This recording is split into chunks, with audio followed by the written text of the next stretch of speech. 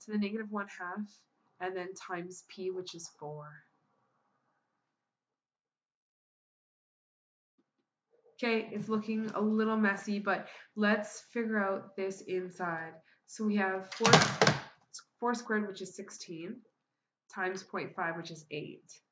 This is all 8, plus the 17 is 25. So we have 1/2, and then we have 25, but this 25 is actually 1 over 25, and it's rooted. So let's put 1 over all of this. So in other words, it's 1 over 5. Okay, and then that's times 4. So in this one, it'll be 4 over 5. Okay, and it'll be that times 0.2 times 3 is 0.6.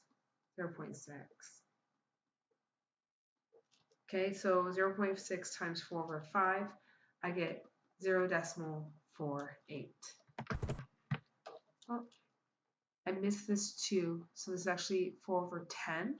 Sorry, 4 over 10 times 0.6, 0.24. So it's just this divided by that 2. So 0.24, there we go. So the rate that the carbon monoxide level will be changing with respect to time in 3 years from now is 0.24 parts per million. Parts per million. Okay, per 1,000 people. There you go. Okay, these ones will actually get easier. So if y equals x squared minus 5 to the 7, find dy by dx. Okay, bring the 7 down, write the bracket as it is, and then 7 minus 1 is just 6. Multiply that by the derivative of inside the bracket, and that one's done. Again, this is a recap of power of a function rule. We did it here, and we did it when we were actually doing with product rule. Okay, so bring that end down, subtract 1, and then multiply by the derivative of the function. Okay, so let's go h prime equals this. This is going to be our u. This is going to be our v. Okay, and we're going to do, this is product rule, but then also we need to apply the power of a function rule because the second term has a power as well. U prime v plus uv prime. Okay, so derivative of the first thing is 2x, and then the second bracket as it is, including that exponent. Now let's add the first thing as it is. Let's find the derivative of the second thing. So bring that 3 down, write the bracket as it is, subtract 1. Now the derivative of what's inside the bracket. Okay, I'm going to collect these, and I'm going to show you how to collect these the easiest way. So we have 4 and 3, so that's going to be 12, x squared plus 3, and then 4x minus 5 squared. Okay, our rule is that if we have a common number, let's pull it out. So our number is going to be 2. But then what we're going to really be focusing on is if we have 2 brackets that are the same, like one in each term, we're going to divide out or factor out the bracket with the smallest exponent. So in this case, between 3 and 2, it's just 2. Okay, we're left with x, 4x minus 5,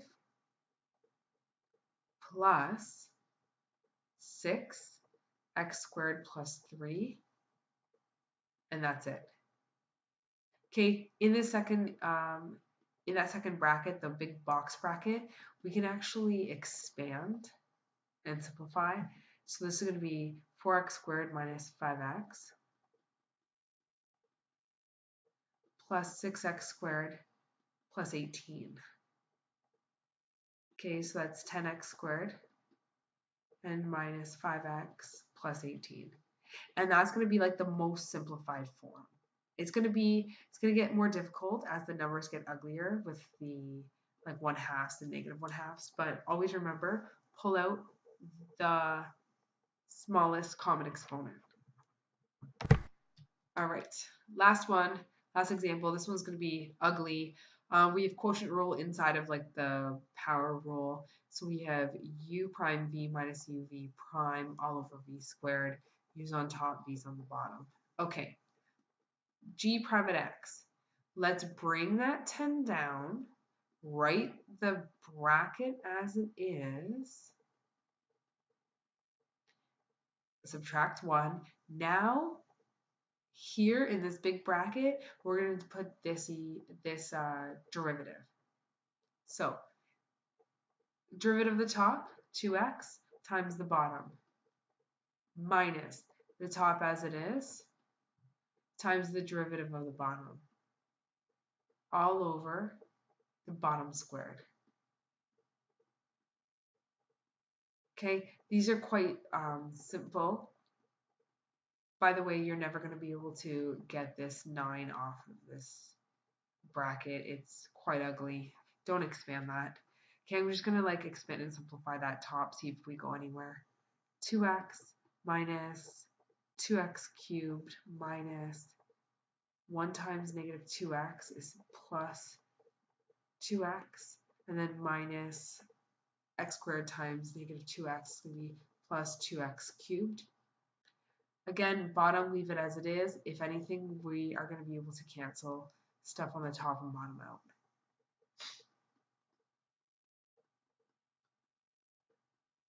Lots of rewriting. Now, 2x plus 2x is 4x, and then those actually cancel. So we have 4x over 1 minus x squared, square root of the bottom only, and that's it. Here's your quotient rule.